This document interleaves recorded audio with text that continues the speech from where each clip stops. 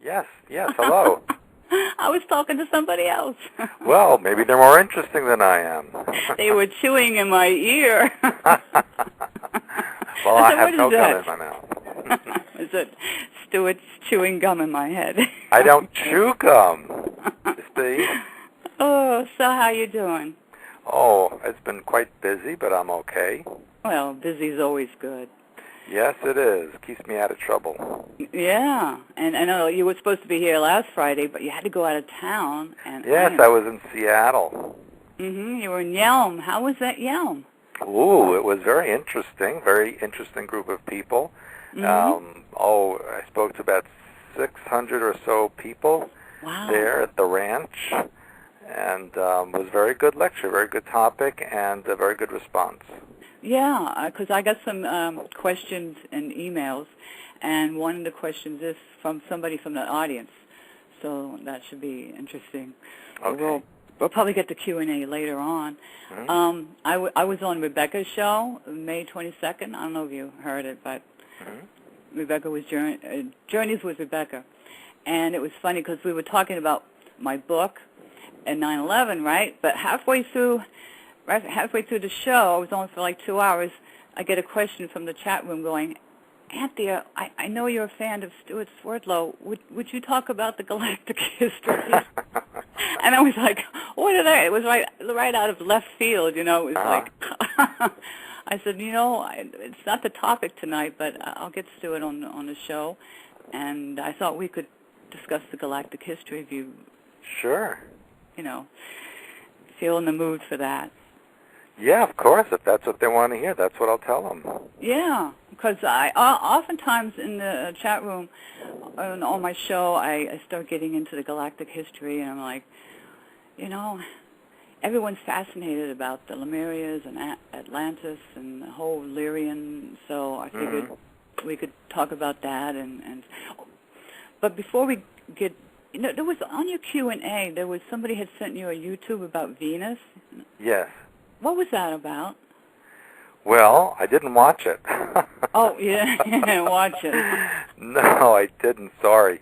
But, because people send me things all of the time, and if I watched everything that I got, I would spend my whole day on YouTube, So, unfortunately, I posted and let other people watch it and tell me what it was about. Well, okay, it was only 28 seconds long, but I'm like, it was something, bursting from Venus. It looked like an emission coming from the planet. Yeah. I don't know. And I'll tell you something else. You have to always be careful about the source of those videos. Sometimes they're kind of made up. They're not always what they proclaim to be. I'm not saying that one was made up. I just always am questioning everything that I see on there. Yeah, I know. That's the way to be. Oh, okay, so where shall we begin? Well, we can begin with galactic history if that's what everybody wants, or, if you feel that there's some important questions about current events, that we could do that too. Okay, well, I don't see anyone in the chat room have any questions for Stewart. If not, we're going to talk about the galactic history. Okay. No questions yet, unless you want to go over the email stuff, but we can get to that later, I guess. Oh, well, you know about that. I don't have that in front of me. Yeah, I'll have to go to my email, but let's start with the galactic history. Okay. I had Jonathan Gray on a couple of weeks ago, and he was telling some very interesting about advanced technology that man had thousands of years ago. It was amazing, but yeah. Well, now we know. I'm sorry. Go ahead. No, the Hindu Vedas talk about spaceships or vehicles that travel into space. That from 100,000 years ago. Yeah, and also there was where they talk about the fighting, and one of the things that Jonathan Gray was talking about, he was talking about prehistoric nuclear chain reaction. There was evidence of atomic war in the past. In West Africa, they found a nuclear reactor buried deep down. And then in India, there was remains, skeleton remains that were radioactive in Pakistan and Iraq and Babylonian. I mean, they were really dropping bombs on each other. Well, even in the Bible, the story of Sodom and Gomorrah basically is describing a nuclear blast. Right. Yeah. And I think recently the Sumerian tablets, which were discovered like 150 years ago, and a lot of archaeologists are debating what Stitchin has talked about. They think he got it wrong, and it's only recently that they've been able to translate the Sumerian tablets, and actually one of the tablets does talk about Sodom and Gomorrah. Does it? Yeah. Oh. Because the area is still radioactive. If you put a Geiger counter against some of those canyon walls there, it still shows radioactivity. Yeah. And it's funny because you're mentioning that. I was watching your True History Today video seminar, part one. Yeah. And I remember you were talking about the Bible and some of the things in there, and how the AIDS virus was picked up there. Yeah. Well, the AIDS virus was reconstituted here in the United States back in the 60s, actually 67, I think it was, because when it was discovered in the in Sodom and Gomorrah area, and they've reconstituted it, and then of course we know what happened after that, and it was supposed to be used as a biological weapon to eliminate certain groups on the Earth. Yes, that's right. And I guess we can start with Lyra, which that's the Lyran constellation. That's like the harp, right? Yes, and that is the ancient home of all of humanity.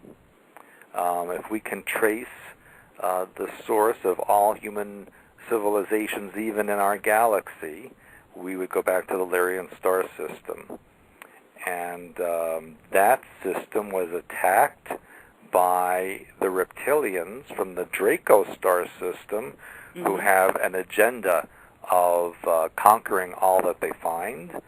And they basically destroyed the Lyrian civilization, and the remnants of Lyra fanned out and spread out through the known galaxy at the time, and created many, many different civilizations with which our planet interacts even now.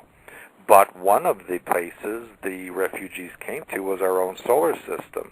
And in those days, there were two habitable planets in our solar system, which was Mars, which had an atmosphere and oceans like the Earth does now. And between Mars and Jupiter was a very large planet called Maldek. And Maldek also had an atmosphere and oceans, and those two worlds were colonizable, and the human beings, or the refugees from Lyra, colonized it. And the Earth at the time was in the second orbit around the Sun, and then there was Mercury was in the first orbit. That's all. The configuration of our solar system then was very different than it is now.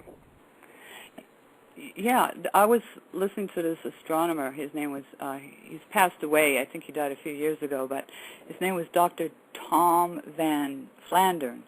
And he has a PhD from Yale, and he was an astronomer of celestial mechanics. And I think he was the chief of celestial planets at the U.S. Naval Observatory. And he started looking into, I think, Velikovsky. He wrote a book called Worlds Been Collide. So he wanted to look into it and see. And Dr. Flanders agreed with him after his own investigation, and he also believed that all the planets were much closer to Earth, and he also believed that there was a planet between Mars and Jupiter that exploded and made the asteroid belt. Yes. So it's interesting how things get validated, and I remember also hearing a NASA scientist on Coast to Coast about a year ago.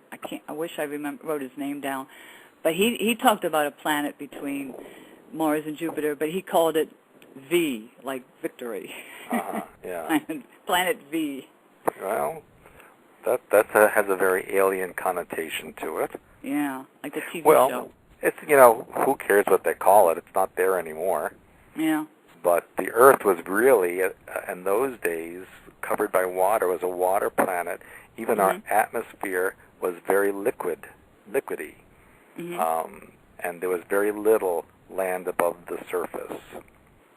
And so what the reptilians did when they found out about the human colonies in the solar system is they sent an ice comet in as a weapon in order to destroy the colonies.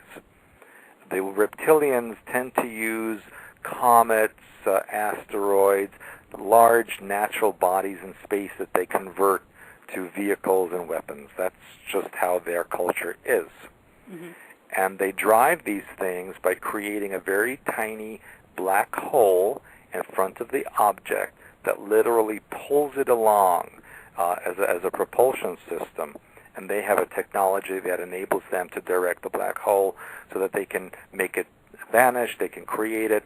It's a technology which the human beings are learning now in the collider system and the particle beam accelerators, which can create little black holes. Yeah. So technology does exist and has existed for eons of time. But when this ice comet came into our solar system, it first passed very close by to the planet Uranus, which is past Saturn. And if anyone who knows about astronomy knows that all planets in space spin like on a west to east axis. Right. But Uranus spins on a north to south. And that's because as the ice comet passed by, it caused the Uranus to flip because of the gravitational pull of the comet. And so Uranus is still now out of its original orbit and going on a north to south, kind of rolling upside down. Wow. So that's one piece of evidence. And as the ice comet came closer to Maldek and Mars, the gravitational pull of a huge planet Jupiter and the combination of the ice comet Mars and Maldek all being pulled together with this gravitational pull caused Maldek to explode. And that's what created the asteroid belt, which we now see between Mars and Jupiter. Right. And of course, there were a few survivors from Maldek who knew that the planet was going to explode, and they went elsewhere. Usually, Mars does have an underground area, and that's another whole topic of planetary science, of how when planets are formed by being ejected from a star, the molten material cools and spins in space after it's ejected, and the outer surface hardens in the coldness of space. And what happens above also happens inside as it spins. The centrifugal force forces the molten material to the sides of this now spherical object with a hardened exterior. And as it pushes the molten material to the sides, the excess is pushed through openings at the poles in the north and the south. And then the interior starts to harden and cool. And so what you have is a hollow planet with molten material trapped in the inner and outer mantles. And then that's how the Earth is, that's how Mars is. Many planets in our solar system are formed that way, so they have a hollow interior that is habitable. And so many of the refugees went to the inner part of Mars. As the ice comet passed Mars, it ripped much of the atmosphere and the oceans off of Mars, and then it started to get into this gravitational fight with the Earth as it came closer to the Earth. And so the Earth and this comet started spinning around each other, and there was a violent reaction with the Earth. The water started to polarize, and because of the spin, the water started to freeze. The atmosphere was also pulled off so that there was no more liquid there, and land began to appear from the bottom of the surface as the tectonic plates shifted. And then ultimately, the ice comet pushed the Earth into the third orbit from the Sun, and the ice comet took up the second orbit as it was captured by the gravitational pull of the sun. And because it was heated up, if you will, by the closeness to the sun, the ice on the comet melted and created a fog-like cloud atmosphere, which we know Venus has.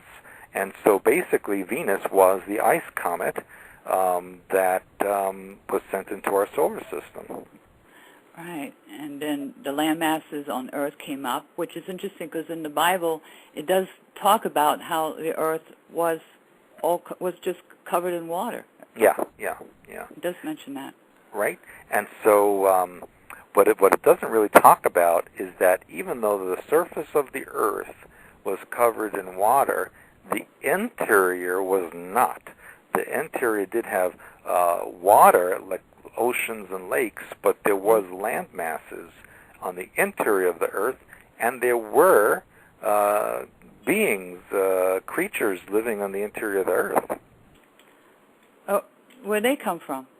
Well, they were also colonized here elsewhere, and some developed naturally.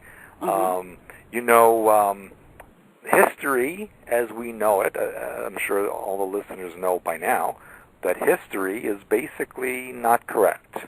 What you read in school, what you learn, is most of it, over 90%, not accurate. And basically, after the Earth became colonizable, that's when the reptilians drove another object into our solar system in order to colonize the Earth, and we know that object now is the moon. As we know, the moon is an artificial object, like a vehicle parked in space around our planet. It does not spin. Now, the moons of Mars, Phobos and Deimos, were they always there, or? No, those are also artificial. In fact, they have a very odd shape. They look kind of like vehicles. And there was and there was, from about the mid-'80s onward, they vanished. They vanished. Now, recently, I was reading somewhere, I was on the internet, from a European Space Agency, they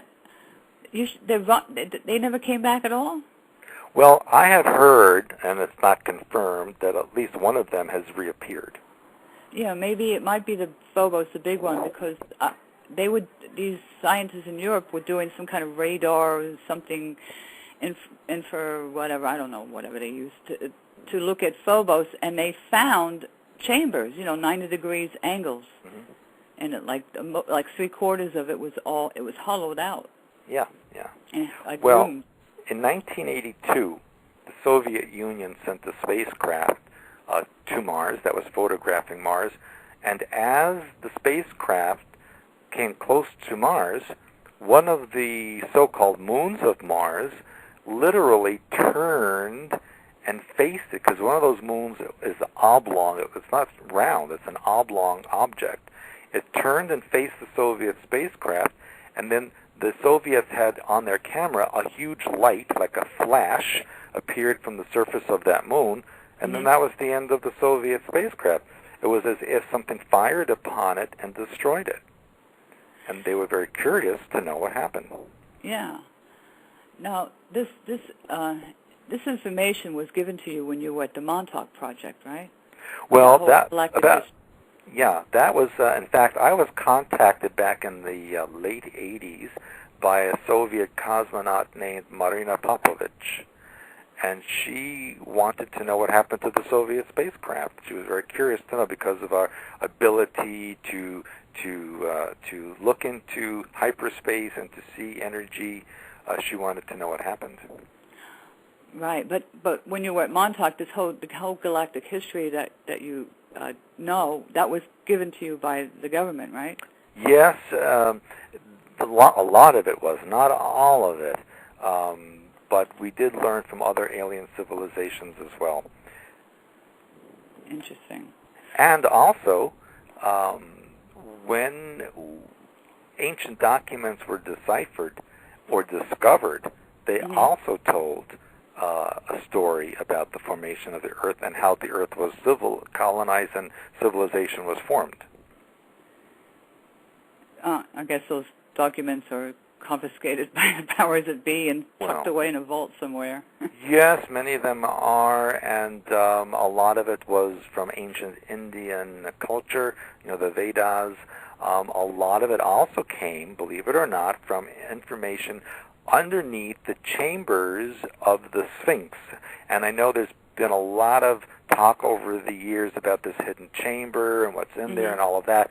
But quite honestly, the government has been in there decades ago, and whatever was there is now under their control. And that's why when you go to Egypt now and you go to the Sphinx, you really can't get that close to it. They have this big wall now they built up around the Sphinx, and people have to shuffle through this little narrow passageway, and you can walk through a walkway and look down at the Sphinx, but you can't go near it or touch it.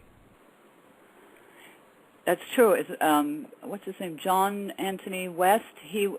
Or is it Anthony John West? Well, he's written a lot of books on the Sphinx, and he was saying that the chamber, even if they found it, it would be empty and full of water anyway, because I think there's like underground water streams there. Yeah. And okay, we got a question here from the chat room. Are the reptilians taking control of humans on Earth? Wow, that's a big question. They did that a long time ago. Yes. It's a Year done deal. Been there, done that.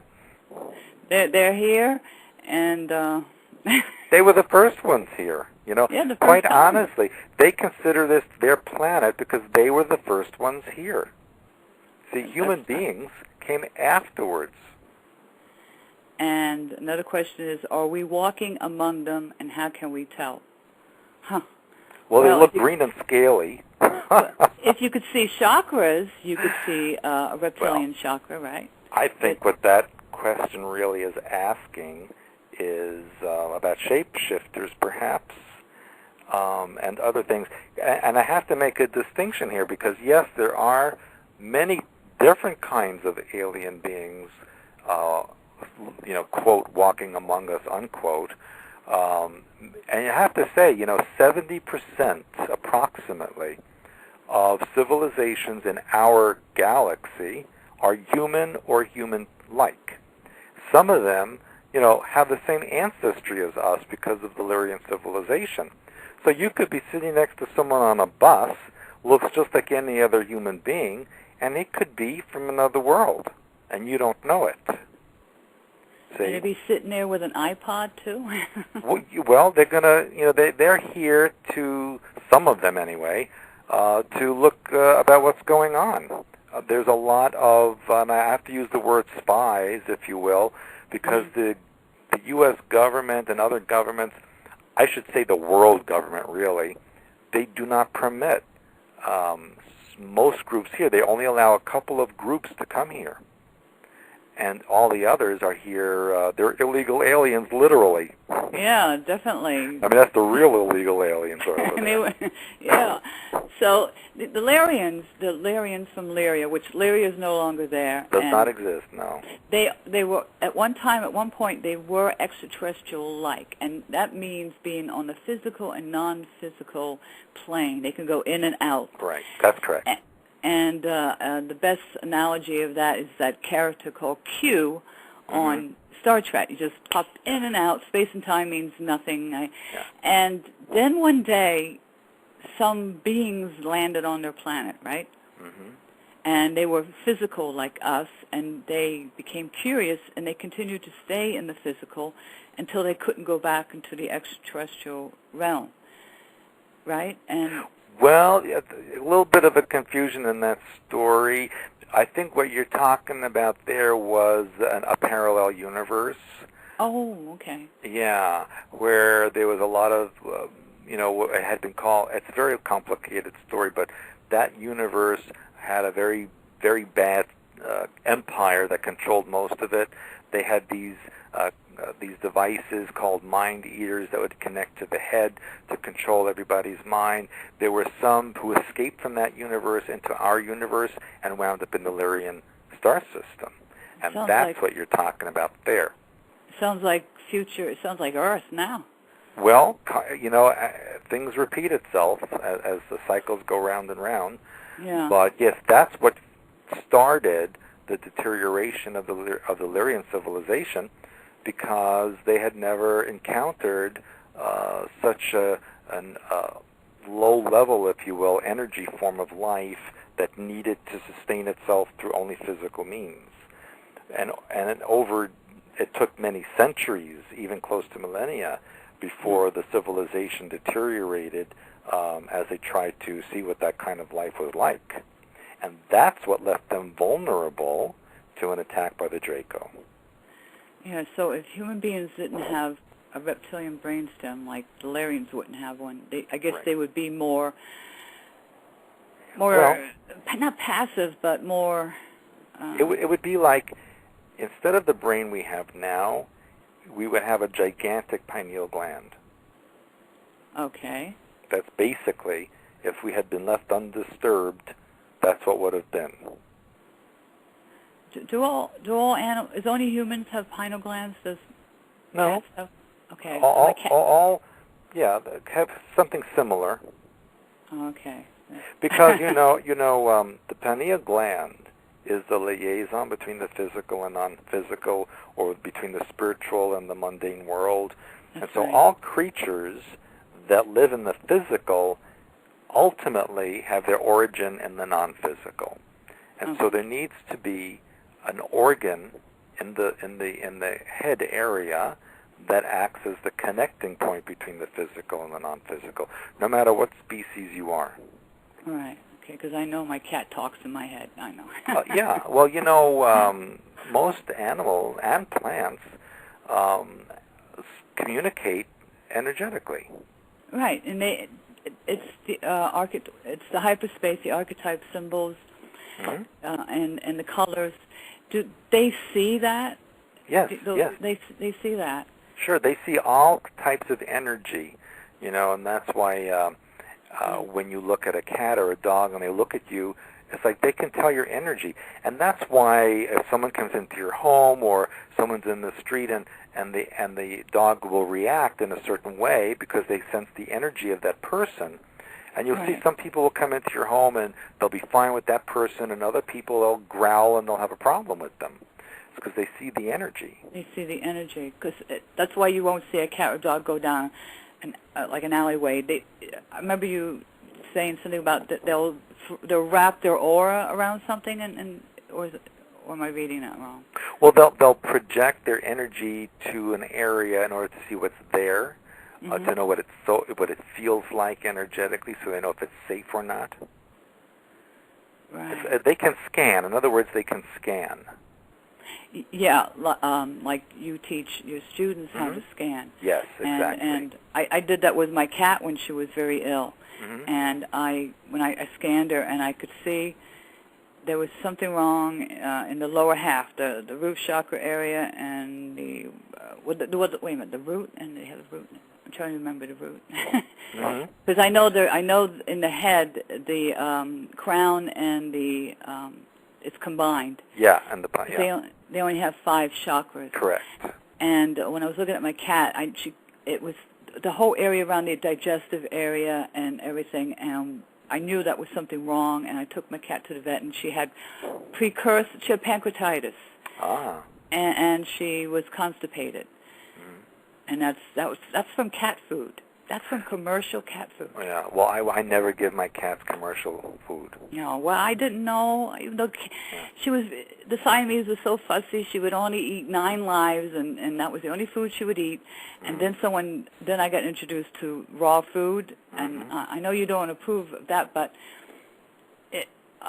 it works for the cat, and it's kept her because it's lower fat, and it's more natural. Animals should eat what they're supposed to eat in the wild. I agree. That's right. That's correct. But also remember, unfortunately, that all these breeds over the centuries have been bred to not be able to eat the wild food the way they used to. Oh, really? You the cats and dogs? Yeah, because sometimes the enzymes and bacteria that's natural to them in the wild, that they need to digest the wild or raw food, then the breeds don't have that now because it's been bred out of them. Oh, because I know that commercial pet food was introduced like in the 1930s, but and I know that their digestive system is shorter and their stomach is more acidic. That's why you see dogs eating like roadkill, you know. Mm-hmm. But it's helped my cat, so I went with the raw food and the raw bones, and she had plaque, and it cleaned off her teeth. It was great. Okay. But a lot of animals in the zoo, I mean, look, they don't feed them what they should be eating in the wild, and these animals like the gorillas were having heart disease. Yeah, that's right. That's right. So. And so you can imagine what's going on in human bodies. Tell me about it. I know. Mm-hmm. That's all it is. There's so much disease and illness. Exactly, and it's so hard to get. Well, you try to eat organic. It's so expensive. You know, I try to eat organic. Mm-hmm. I put on my blog about. I put up a recipe for tamarind chutney because tamarind will remove fluoride. Yeah. And I have an article connected to that blog where in India, where a lot of the water has fluoride naturally because of the spring water runs through some kind of something, I can't think, some rocks or whatever, and a tremendous amount of fluoride that the children were becoming blind and crippled and from this fluoride. Right. So they've been testing this tamarind on the children, and they know it removes only fluoride. It leaves the calcium, the phosphorus, all the other minerals, and when you urinate, it takes the fluoride right out. Yeah. So everybody get down to your Indian grocery store and get some tamarind. Yeah, exactly. Tamarind is very good, and that's why I do recommend that people drink only distilled water instead of the spring water. Right. Because spring water comes from usually mountainous areas that contain a lot of uranium deposits, and so there's radon that permeates the water there. So when you buy spring water, you're basically getting natural radiation. That's right. And people argue, when I tell them I drink distilled water, they're going, "What? Where are you getting your minerals?" I said, "I'm getting it from my food." Yeah, that's what you're supposed to do. You would have to drink, I think, something like 10 or 20 gallons of water in order to get even the teeniest tiny bit of minerals. Yeah. It's a big scam on the public, what's been told to them. You know, they steer people away from what's healthy. The human body, quite honestly, relating this all back to galactic history, human beings are not natural to this planet. Right. And so, the environment is hostile to human beings. So we have to be very careful what we put in our bodies. Right. And that's the story of Adam and Eve. Lyra was Eden. And we got chased out of Lyra, Eden, and we came here, and yes, this planet is very hostile. Yeah, and you look at how native creatures to an area survive. They wake up in the morning and their food is there, their water is there, everything that they need to live and survive is just right there. They don't have to really search and go to a store. But for a human being, if we were just cast out naked into the world, we wouldn't make it. We need artificial means in order to survive. That's correct. And so that's proof that we're not natural to this environment. If it was natural and we developed from the environment would provide us naturally everything that we need. But it doesn't. Right. We have to go hunting. We have to pick berries. And then even the weather and just the natural environment is dangerous for us. Yeah. Okay. So I got more questions. Who created humans? Who created humans? It wasn't the clear people, was it? Well, no. They created. Well, the information is that they were involved in the creation of the Reptilians. Lyrian civilization.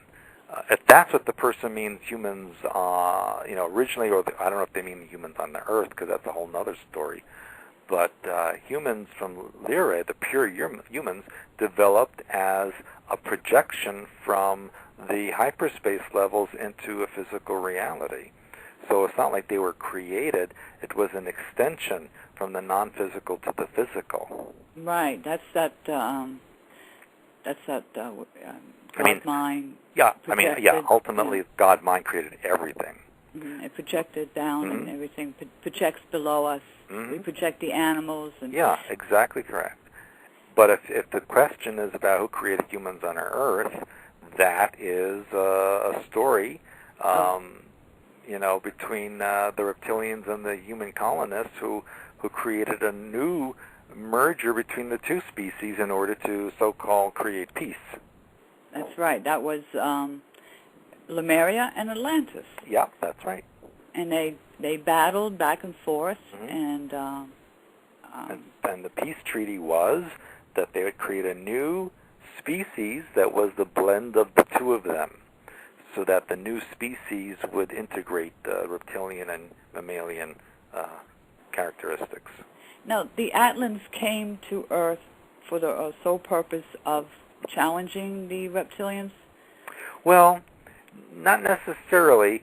The Atlantis came because, where they were, they could not survive, and they needed to go to a place that was more conducive to their life form. And the Earth was there, and they were sent. They were basically sent here in order to colonize and see if they could survive. Right, yeah, because I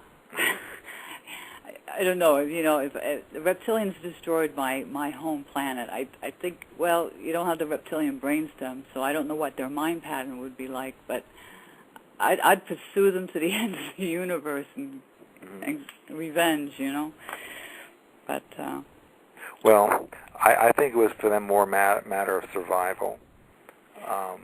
And there were human colonists on Mars and Maldek. And so human beings really fanned out all over the place. Yeah, they became the Pleiadians. Yeah. They became the Arcturians, the Toxicity. Yep. They became the there's many. But over the eons of time, those colonies and those star systems that you just mentioned developed their own culture, developed their own languages, developed their own physical characteristics to adapt to those new locations. Right. And then, now the Syrians, they're from Sirius A, right? Yes. Uh-huh. They looked human, they look kind of humanoid. Humanoid, but they're not human. They're not human. No. I guess, what kind of a T-bar would they have? They have an Ankh. Oh, that's it, the Ankh. But humans have either the Ankh or the big T or the little T.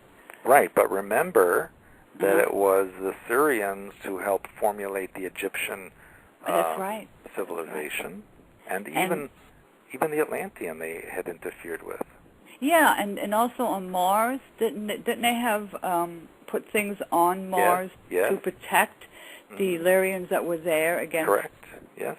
So, and I guess it's still there. Isn't there something? Where did I read where you mentioned something about there's something still there, and people on Earth want to activate it? Yes. Well, there is, believe it or not, a solar system defense shield with strategic stations or bases on various planets in our solar system. And what the Illuminati want to do is reactivate that system so that basically our solar system is shielded. Shielded from outsiders, I guess. Yes, and that has to do with other things that are going on out there. You mean the Kuiper's belt? I knew that you'd bring that up sooner or later. I came across an article written by two British astronomers.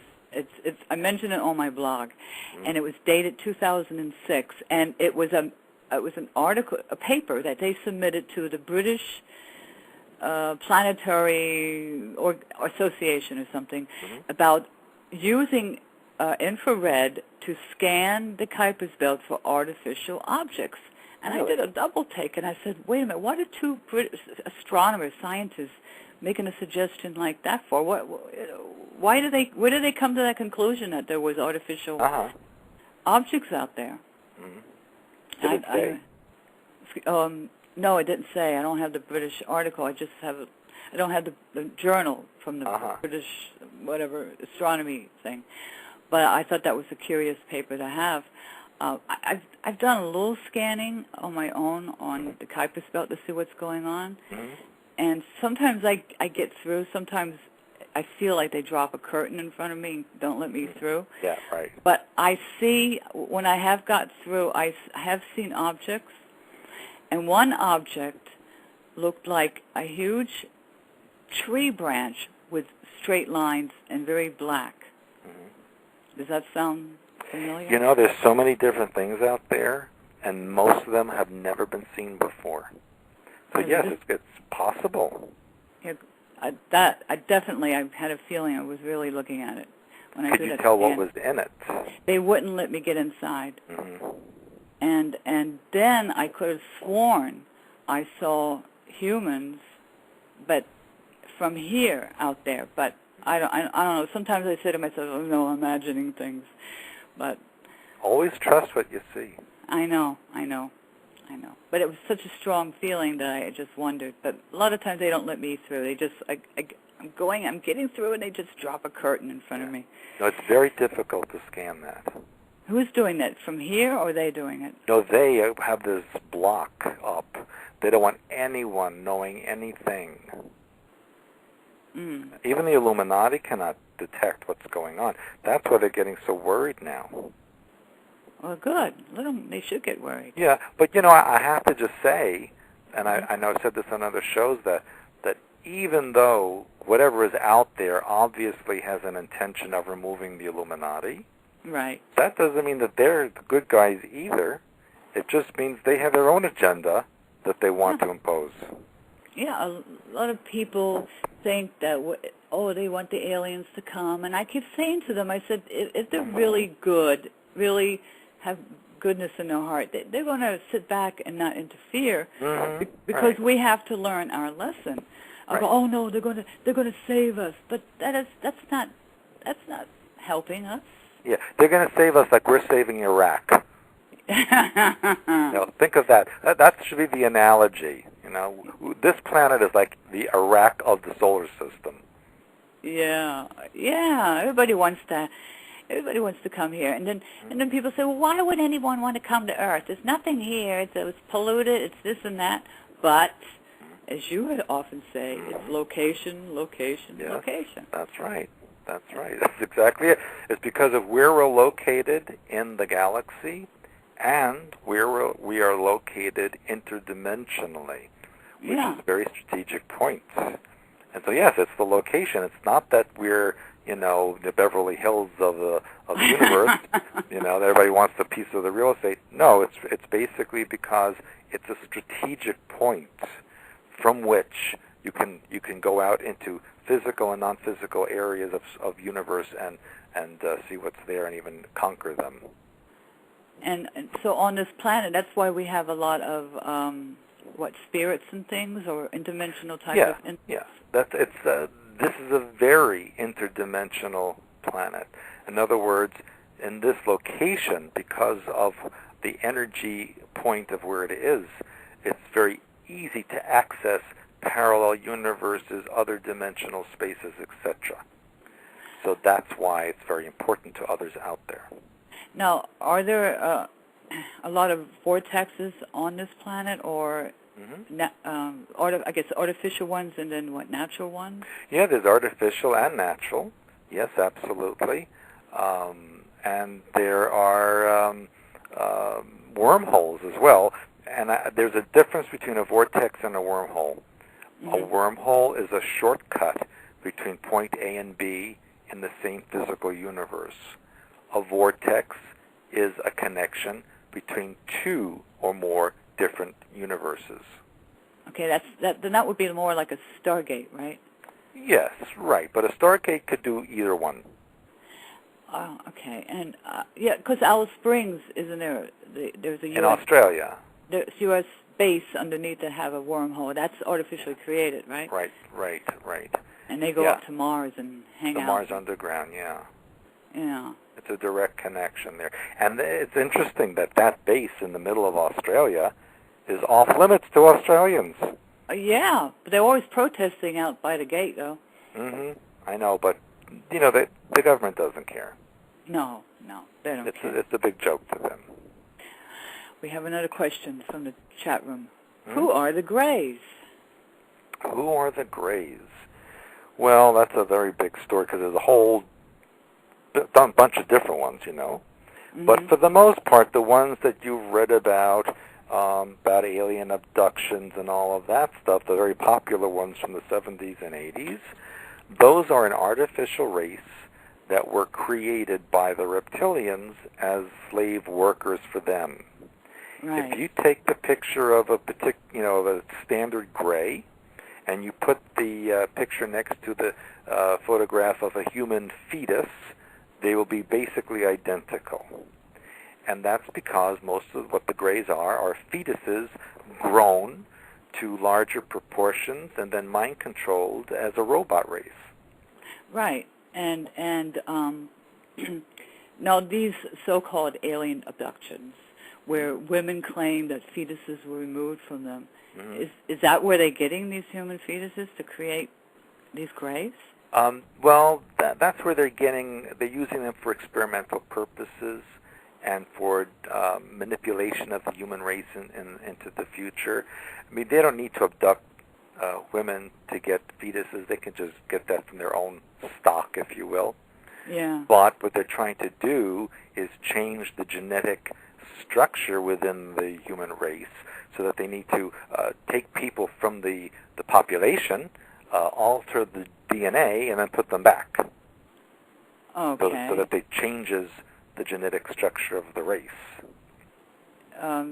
For us to be more easily controlled by them? Basically correct. And also, they have many different purposes.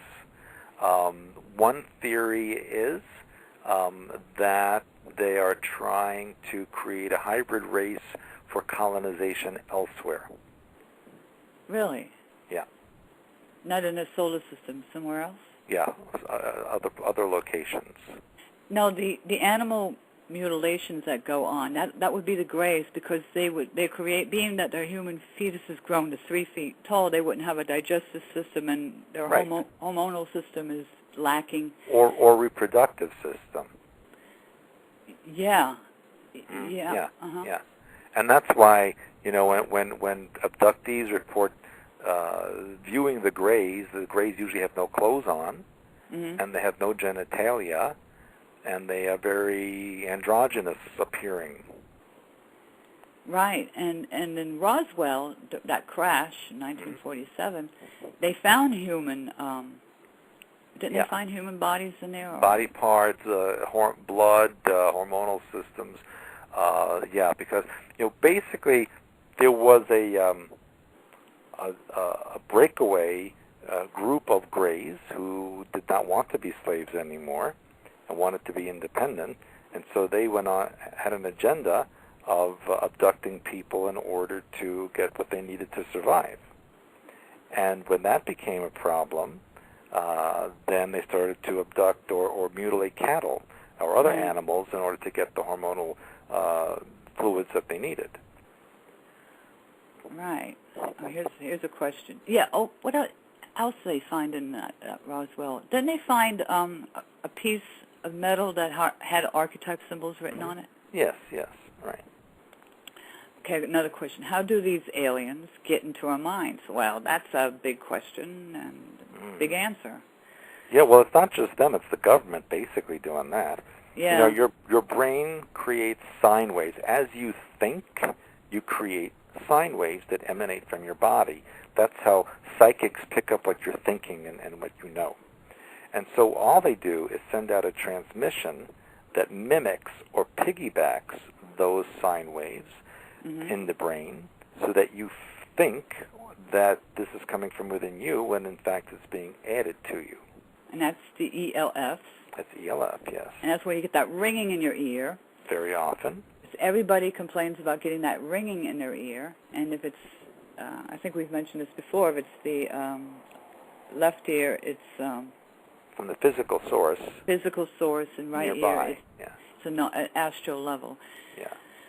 Yeah. Okay. How can we stop them doing this? Patty keeps asking this question. How can we stop them from getting into our heads? I have a whole bunch of deprogramming techniques. There's protection techniques, release work. There's a lot of things you can do to fix your mind pattern and your body and to protect it so that you're not bombarded with these mind control waves. And sea salt water, right? Sea salt water, sea salt baths to purge the body. But there's also work that you can do that I teach on opening the DNA in your body so that you can download any artificial programming you've inherited. Because, these days, this has been going on for so many millennia that we have inherited programming that's been passed on generation to generation. And so it's within our bodies. And so we need to open that up and download that and get rid of that as well. Right. That's right. And that's on my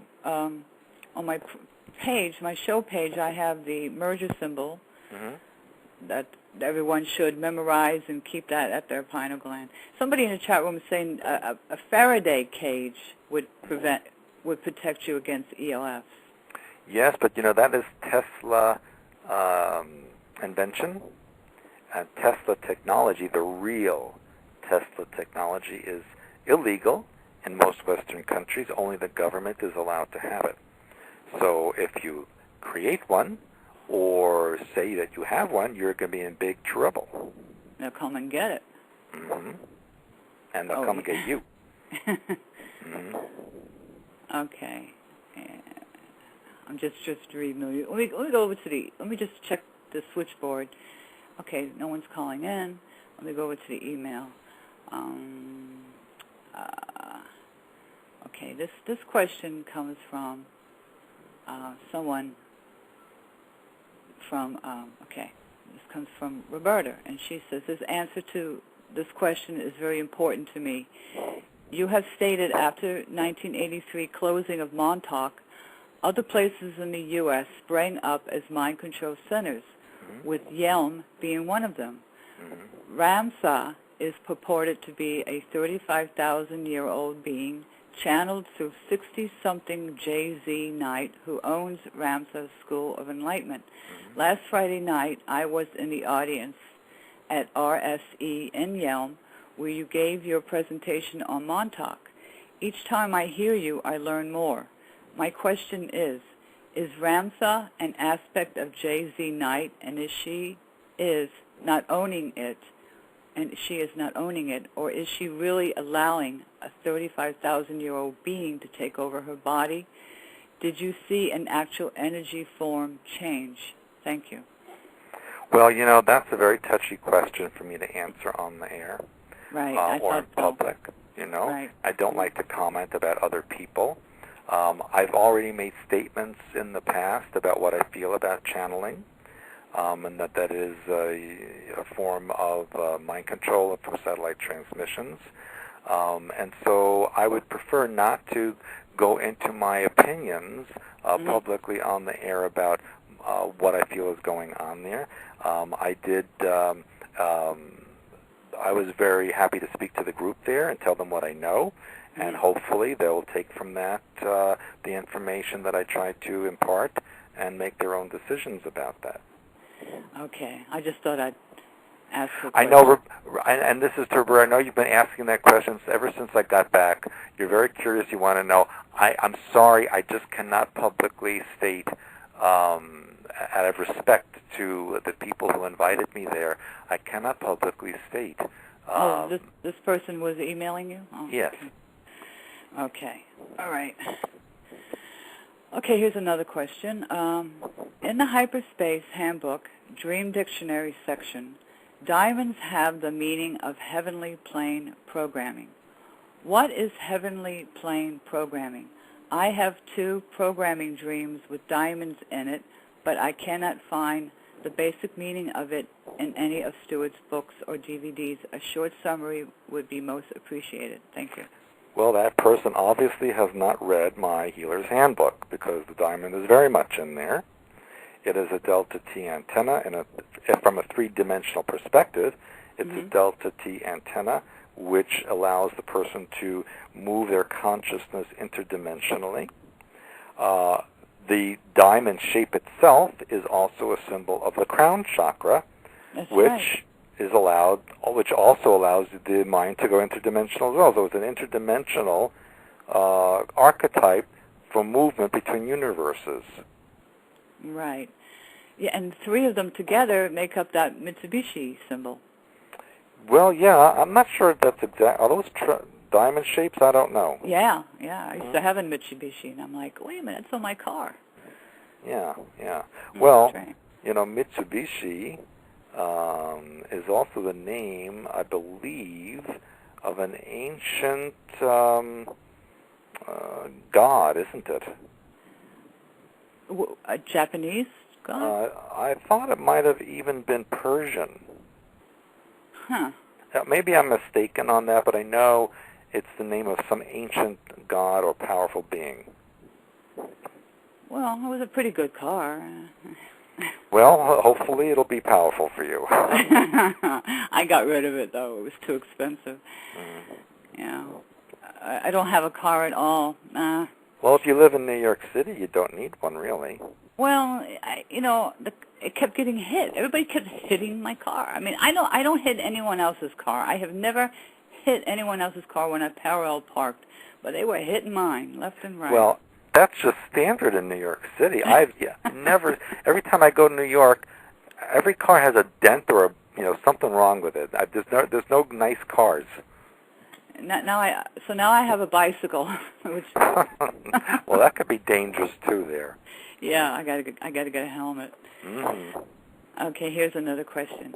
In your Blue Blood, True Blood book, you mentioned that the Romanovs is one of the current 13 Illuminati families. Mm-hmm. History records that the Romanov dynasty was liquidated by the Bolsheviks. Can you elaborate? Well, that's not true. And you're talking to the person whose great uncle was the one who ordered the assassination of the Romanov, the Tsar and his family. But that was the immediate family. They were uncles and cousins and distant relatives, all Romanovs, who still exist to this very day. It was a very large family. And, it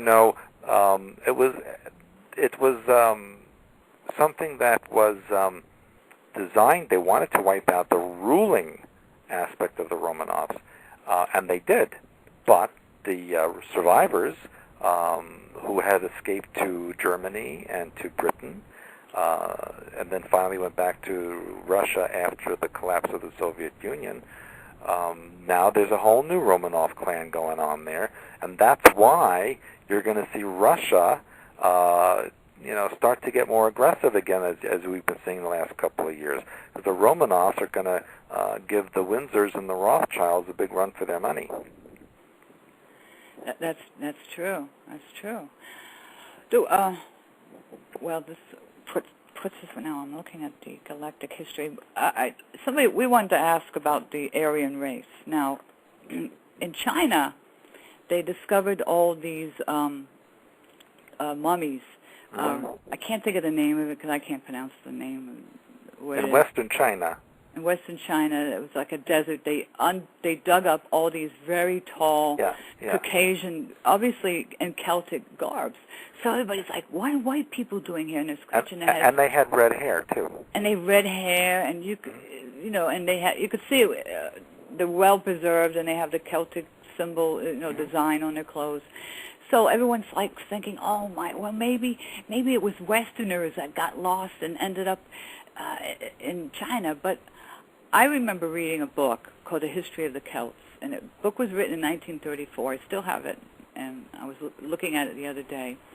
That this guy wrote in this book that he believed that the Aryan race originated that the Celts weren't really a race, but a society of people, and that they originated from northern India at the bottom of the Himalayan mountains, which would make sense because then they would, being nomads, then they would start going west and then eventually end up in the British Isles. And I have a friend of mine who's from India, and she says to me, "Oh yes, up in northern India, there are people whiter than you with flaming red hair."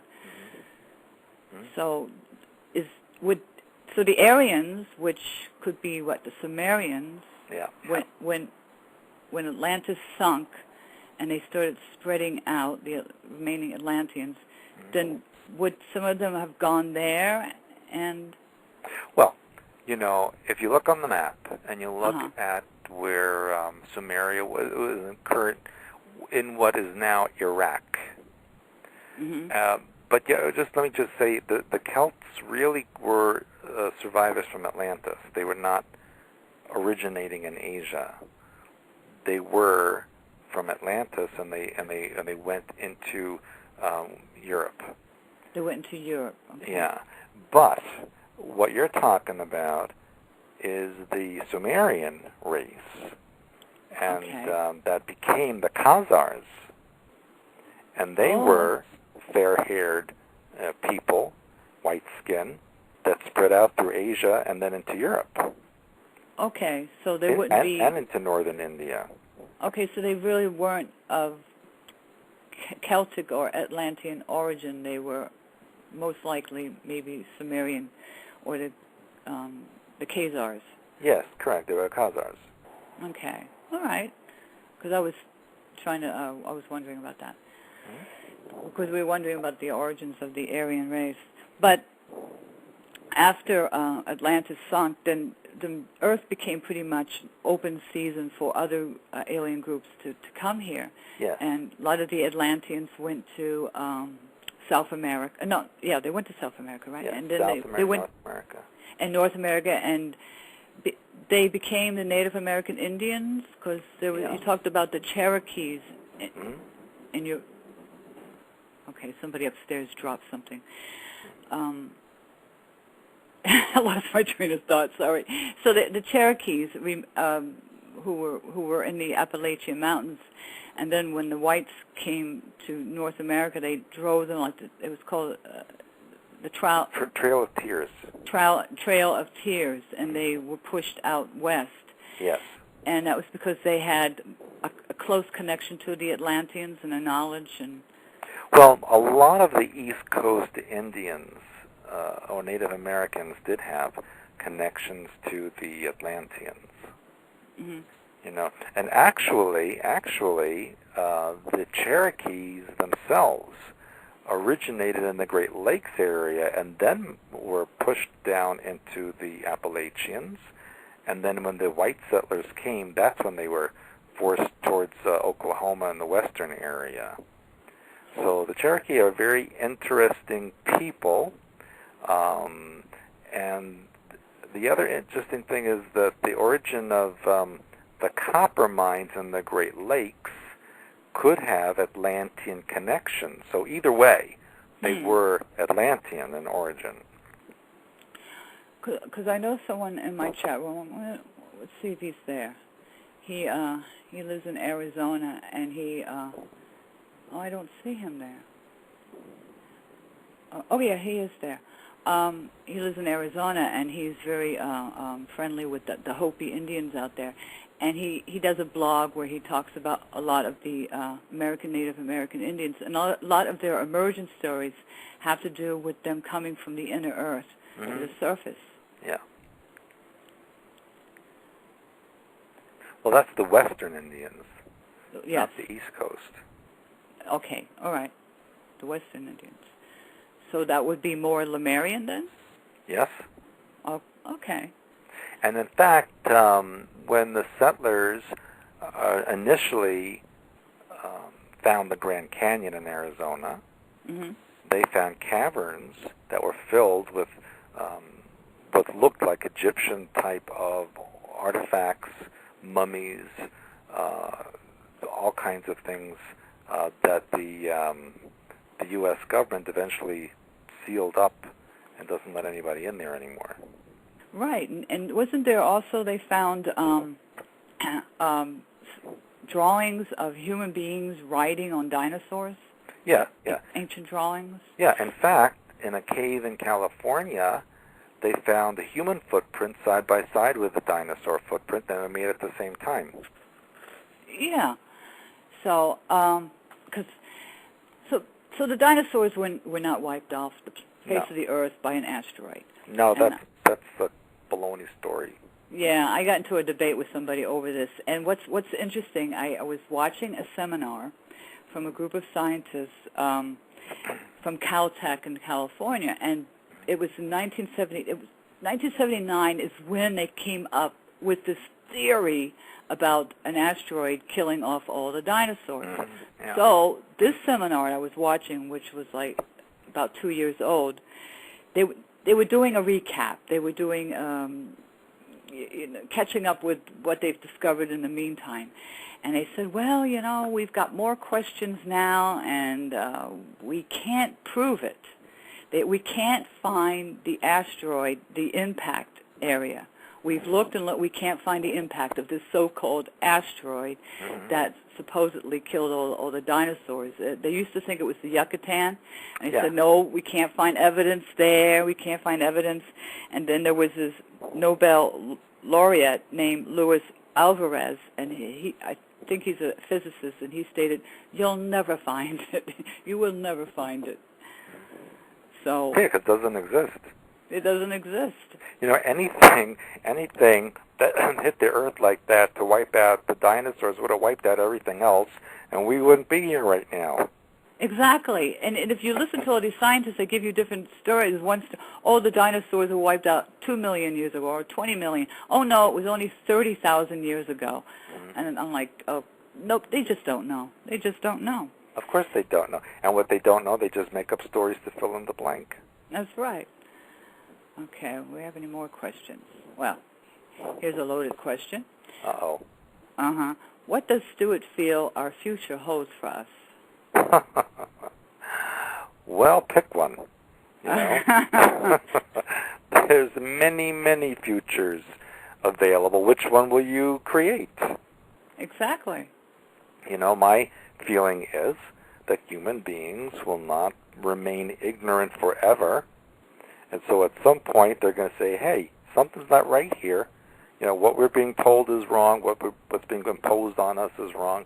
And they're going to change everything. And I think that's starting to occur, a little bit too slowly for me, but I think it is starting to occur. And I think the Illuminati are starting to lose their grip on humanity, because people are saying, when you take a person and you push them against the wall, and you keep poking them, sooner or later they're going to push you back, regardless of what's going on. And I think we've gotten to that point. I hope so. Yeah. So, is the future going to be, bright love, light, and peace tomorrow? No. In fact, it's probably going to take a bit of time before any of that can happen. But I think ultimately it can happen. Right. I'm just looking at questions. Yeah, hopefully, I hope so. And, I don't know. So, sometimes you feel as if it won't change, When I look at New York City, now they want to put up something like 10,000 surveillance cameras all over Manhattan. That, because of that 42nd Street car thing, Bloomberg goes over to England. Oh, this is really cool. I love your surveillance system, and they're going to put it up in New York. And then you have in the UK something called Internet Eyes, where I was telling Rebecca about this, where because they have so many CCTVs, closed circuit TVs all over the UK, so many that I don't even know how many they have, millions of them. They can't be watched all the time. So they've asked the public to watch for them. And if you rat somebody out 3 times and it leads to an arrest, you get a cash reward. Ah, I see. Isn't that nice? Well, that's what the Nazis did. You know, that's what the Soviets did. All totalitarian societies use their robot population to spy on the other robots. Exactly. You know, and so that's what's happening here. And, you know, didn't they start that even right after 9/11? I remember the teachers were telling the students, well, if you see anything suspicious in your neighborhood, make sure you tell an adult or tell a teacher. You know, and even if your parents are doing something weird, tell your teacher. They wanted kids to spy on their parents. Oh yeah, I remember after 9/11, I remember saying to one of my coworkers that I was going to invest. I was kidding around, but I said I was going to invest in security systems and surveillance because I think that's where we're going. He goes, oh, don't be ridiculous. That'll never happen. But immediately after 9/11, oh, everyone buy your gas mask, buy this, buy that. It was constantly on TV. Yeah, yeah. And, you know, now they have you can get a computer, a software, where you can watch your house while you're at work. Oh yeah. Probably on your iPhone. Yeah, I think so. Okay, here's some more questions that are coming in. Okay, I know what you're going to say, but I'm going to ask you anyway. Because I even asked you this question and you told me off. Uh-oh, what did I do? The Stargate in the Gulf of Eden. Yeah. Did I yell at you for that? Well, I asked the question and you didn't publish it, but then somebody after me asked the same question and you yelled at them, so I figured you were probably yelling at me too. No, you know what it is? Because I wrote about it so many times. It's like no one's reading what I'm writing, and then they ask the same question over and over. Well, you know what it is? I remember you talking about it, but everyone in the chat rooms and on these internet things kept talking about it. Yeah, I know. And you start scratching your own head and questioning yourself. And I said, well, you know, let me tell you, it's not a Stargate. Okay, what's going on in the Horn of Africa right now is what we're witnessing is the formation of a new sea or a part of an ocean, because the Horn of Africa, that eastern part, the tectonic plate is collapsing into the upper mantle of the Earth, and as it does so, it's flooding with water from the Red Sea and even the Indian Ocean. And so that's why there's so much volcanic activity off the coast of Yemen. And if you look at the earthquake maps, you're going to see a lot of earthquakes in that area. And scientists are watching it because they have never seen in modern times a formation of an ocean so quickly. Yeah. So it's not a Stargate. It's unfortunately the collapse of the tectonic plate, the African tectonic plate, because the African Rift fault line that goes all the way from South Africa all the way to the Middle East, that is collapsing at that point. And that is what we're seeing. It's not a Stargate. Okay. Because most Stargates are artificial anyway, aren't they? Yeah, most of them are. Okay, here's another question. The government is threatening the population with the Internet being harder to use. They will control where we go. What is your observation to this, and is there a solution? Well, I've heard that for umpteen years already. You know, it's not going to happen. Well, first of all, the Internet's already controlled. You know, Yeah. They don't want a website on there, it's gone. You know, they want you to look at something, they blast media and advertisement about it. So it's already controlled. You know, it can't be any more controlled than it already is.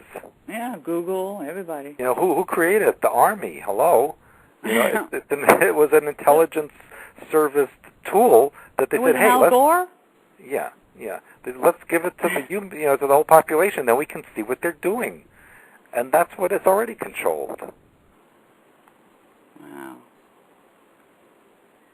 Yeah, that's true. Yeah. That's true. And they listen in on our phone calls too, right? Oh, everything is monitored. You know, there's like you can't go to the bathroom and they don't know about it. Okay, that's just how it is. And that doesn't mean there are these cadres of people watching these monitors all over the earth. No, everything is done by satellite and computers, okay? There's not enough people to monitor 7 billion people. So they go by computer observation and satellite observation. And then when a specific event becomes unusual, where the computer system says, I don't have a solution to this or correction, then it can go to a person who says, okay, let's see what's going on here. Right. But there's a couple of steps before that happens. And most people, they go on Facebook and MySpace and Twitter, and they're almost voluntarily giving up their privacy anyway. If you're on Twitter, if you're on Facebook, if you're on MySpace, you're monitored. That whole thing is a setup to see what your preferences are, who you connect to, what you say. I mean, that whole thing, it's like, might as well say, here's my mind, take a look. Right. I'm always watching. I never almost post on that because I'm afraid to say anything, Listen. They have devices that can read your thoughts anyway. So, all you got to do is think, and they know what you're thinking. That's true. So what are you going to hide from? I mean, don't be paranoid. You don't hide in the closet. No, just keep the valid... Just do your mental work, do your release work, your deprogramming. Take your mind back. That's what you should be doing. Right. Any more questions? I think they're discussing the Hopi are the original occupants of North America? No. Or was it the Mexicans? Okay. What's the Mexican? The Mexicans are a conglomerate of a lot of different people. Yeah, they are. Listen, when I hear things like that, I know right away that is not from a historical perspective. First of all, North America was occupied by many different people over many millennia. That's not in the history books. In my DVDs that you are watching on the True History, right. Yes, I talk about how objects were found here in Michigan that are 4,000 years old, that came from the Minoan civilization or from Eastern Europe or from Asia. Mm-hmm. There's a lot of people who've been here long before Native American peoples were here. Are you familiar with the Black Knight satellite? Yes, I've heard of them. That was weird. I was discussing this with Jonathan Gray, that back in the 60s when we started putting our own satellites up there was already one up there. And I didn't even know who it was. It was a huge thing, and it goes from pole to south to pole, around that area. Yeah. And he was saying that the Chinese talk about putting satellites up, and the Chinese also talked about even going to the moon. Yeah, that's true. Wow. Yeah, there's look, this planet has been monitored for thousands and thousands and thousands of years. Just because we have technology now, we think we're the first ones that did anything, and we're not. Yeah, that's true. And when I was talking to Jonathan Gray, I asked him, "Do you think maybe it was aliens that gave?" He goes, "Oh no. He thinks that humans start at that high point and then start to de-evolve. They go down, like the Great Pyramids cannot be duplicated. There were these terrific monuments, buildings, or whatever." Whatever they are. Right. He says planes can't fly over the Great Pyramids because there's electrical charge that comes out from the top. But everything from the generations after that seemed to not be as good as the first, because all the pyramids were built after the Great Pyramids, they all crumbled. Yeah, they were copies. They were copies. He mentioned... Oh, go ahead. No, when the Egyptians came to the Nile Valley, they found the Sphinx and the Giza pyramid already there. They don't know who built it. They never knew who built it, and so they spent their civilization trying to copy it. So we don't know. It could have been the Atlanteans. It was the Atlanteans. And the Sphinx was built by the Syrians. Yes. and it's a man with a lion head. Mm-hmm. No, it's a lion with a man's head. Yeah. And he looks east to look at Sirius A whenever it rises. Mm-hmm. And the Sphinx represents the DNA of the lion frequency, which represents humans, right? And the face on the Sphinx is the Syrians, and the one on Mars. On Mars is identical. The same face, right? The same face. And that was the message, ultimately, for mankind when they discover that the face on Mars is the same face that was on the Sphinx. Of course, now the face of the Sphinx has been a bit disfigured. Yeah. With vandalism and war and things thank like Napoleon for that. Yeah. Yeah, he shot a cannon at the nose and all that. Yeah, but ultimately they will see, and so that's when humans will go, aha, we are not alone. That's right. Well, we have been saying that. We're not alone. Aha. Yeah, but people are still afraid to admit that publicly. Yeah, that's true. And did you know that there's a tunnel under the Great Pyramid that goes all the way to Tibet?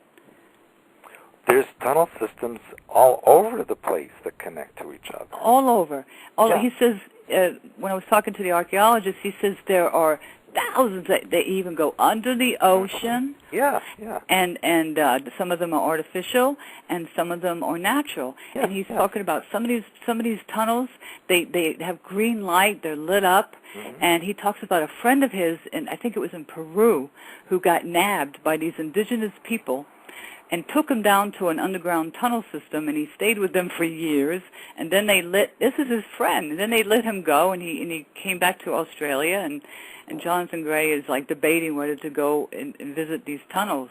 But they have a whole system that they live under to avoid the white man, because the white man was encroaching on their territory. And I write about these tunnels in my Blue Blood book. Yeah. Yeah. Oh, we're down to our last 4 minutes. Wow, that time went fast. That one. Did I chew your ear off? No, I must have had a good time. It went too quickly. I had a good time, too. And you didn't even serve the cake you promised me. I forgot to bake it. Gluten-free. Good. I need that, yeah. And no sugar. I know you're on this. You don't, no more milk? No dairy, nothing. I eat nothing. Or remember Gwyneth Paltrow? She wasn't getting her calcium, but look what happened to her. Well, I don't think I'm anything like her. Oh, no, please. No. I'll never be a vegetarian again. I went through that phase, and I was hungry all the time, and I pigged out on starches. There's quite... I know I'm only going to do 90 minutes, and the switchboard, what the heck. They'll have to next time, and I have to get you and Janet on the show. Okay, that'd be fun. I'd love to talk to Janet. And, anything you'd like to plug? I mean, the website, let me put it in the chat room for everybody. Yeah. Expansions.com. Expansions.com, and go over there and check out Stewart's Q&A. He answers questions there. So if he didn't answer any questions tonight, you can ask him there. Yeah. Unless you ask a question and you go, I'm not going to answer that. I told you to ask I'm not that mean. Come on. No, I'm kidding. No. I'm joking. I'm kidding. Well, I'm kidding, folks.